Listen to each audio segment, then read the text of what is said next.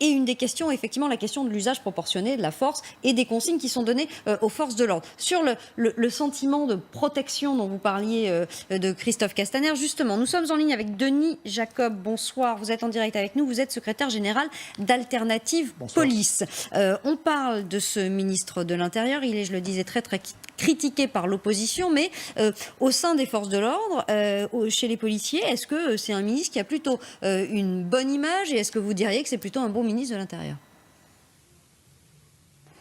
Bon, écoutez, c'est difficile de juger avec aussi peu de temps de recul sur son action au sein du ministère de l'Intérieur. Il y a des sujets sur lesquels il est porte-parole des intérêts de la police nationale. Voilà. Après, les affaires comme celles que vous venez d'aborder relèvent du ministère de l'Intérieur, effectivement, et de son porte-parole. Et ce que l'on peut peut-être regretter en tant que syndicat de police, c'est que sur ce type d'affaires, on nous demande souvent de nous exprimer, nous, syndicats, mais je pense que ce serait surtout au porte-parole du ministre de l'Intérieur de s'exprimer sur ce type d'affaires et d'apporter tous les éléments d'éclairage nécessaires pour éviter de laisser toute ambiguïté ou laisser croire que dans cette affaire, la police aurait commis une faute, puisque pour le moment, l'enquête, voilà, il y a une coïncidence, il y a des événements qui se sont produits dans un temps similaire entre la disparition de Steve et l'intervention de la police. Pour autant, est-ce que l'un est lié à l'autre? On ne le sait pas, et on attendra donc l'enquête. Mais sur ce genre d'événement, il serait préférable, effectivement, qu'on prenne l'habitude au ministère de l'Intérieur de faire intervenir son porte-parole et de ne pas systématiquement forcément demander l'avis aux syndicats. On a aussi beaucoup mis en cause la façon, alors pas sa gestion directe, mais quand même la façon dont Christophe Castaner avait choisi avec la préfecture de police de gérer par exemple les mouvements sociaux de ces derniers mois, ou plus récemment encore, on a encore demandé dans l'opposition la démission de Christophe Castaner après ce qui s'était passé le 14 juillet. Est-ce que vous trouvez ça juste ou est-ce que vous vous dites quand même c'est un peu dur et un peu lourd à porter pour ce ministre de l'Intérieur ? Je pense que le ministre de l'Intérieur d'aujourd'hui paie aussi les choses qu'on n'a pas gérées antérieurement sur la gestion du maintien de l'ordre par rapport aux différentes manifestations des Gilets jaunes. Je rappelle que dès 2016, mon organisation syndicale avait alerté sur l'inadaptation du maintien de l'ordre face aux manifestations contre la loi travail, la loi El Khomri. On avait alerté, on avait dit qu'il fallait s'adapter, qu'on faisait face à un nouveau type de mouvements sociaux qui étaient les mouvements sociaux particulièrement violents au contact des forces de l'ordre, alors qu'historiquement, le maintien de l'ordre en France, c'est un maintien de l'ordre qui consiste à tenir à distance les manifestants. Donc effectivement, aujourd'hui, avec ce qui s'est passé, il a fallu une réactivité dans l'urgence et on s'est adapté au fur et à mesure. Et d'ailleurs, aujourd'hui, nous n'avons toujours pas encore la nouvelle doctrine d'emploi des forces de sécurité en matière de maintien de l'ordre, parce que ça nécessite du temps, parce qu'on doit étudier tous les problèmes auxquels on a été confronté pour essayer d'ajuster au mieux à la réalité du terrain les problématiques de maintien de l'ordre que l'on peut avoir. Donc il paye aussi, je dirais, l'inconséquence du passé et qu'il faut gérer aujourd'hui. Est-ce que sur ces questions-là, vous avez le sentiment d'être entendu? Vous avez vu Christophe Castaner cet après-midi, vous lui avez remis un livre blanc pour lui dire quoi exactement?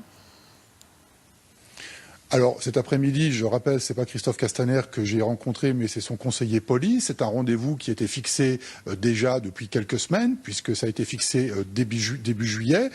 Ça faisait plusieurs mois déjà que nous sollicitions une audience justement pour aborder la problématique des difficultés du métier de policier au quotidien, notamment par une amélioration des conditions de travail. Le livre blanc qu'on lui a remis comporte un certain nombre de propositions, de préconisations pour mettre en œuvre une réforme globale de la police nationale qui vise à la fois d'améliorer les conditions de travail face au fléau que nous connaissons en interne aujourd'hui, qu'est cette vague de suicides sans précédent, puisque je le rappelle, à ce jour, nous sommes malheureusement à 44 policiers qui se sont donné la mort et qui correspond globalement aux chiffres annuels des années antérieures. Donc si on n'apporte pas des réponses rapidement, on risque d'être dans une situation dramatique. La dernière que l'on a connue, c'était en 1997, où nous avions connu 70 suicides. Et donc, toutes ces propositions que nous avons remises au conseiller de Christophe Castaner, et je tiens à souligner que nous avons fait l'objet d'une très grande écoute, d'une très grande attention, et c'est à saluer.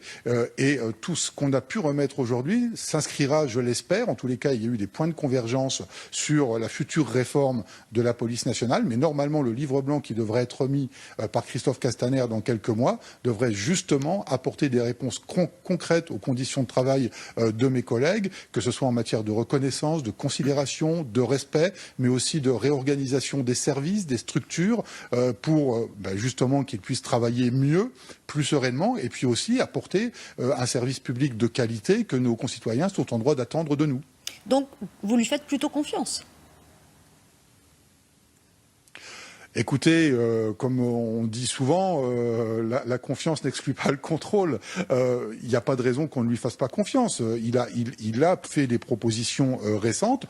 Elles ne sont pas suffisantes pour mon organisation syndicale. Je parle notamment de la cellule de prévention des suicides qui a été mise en place au mois d'avril.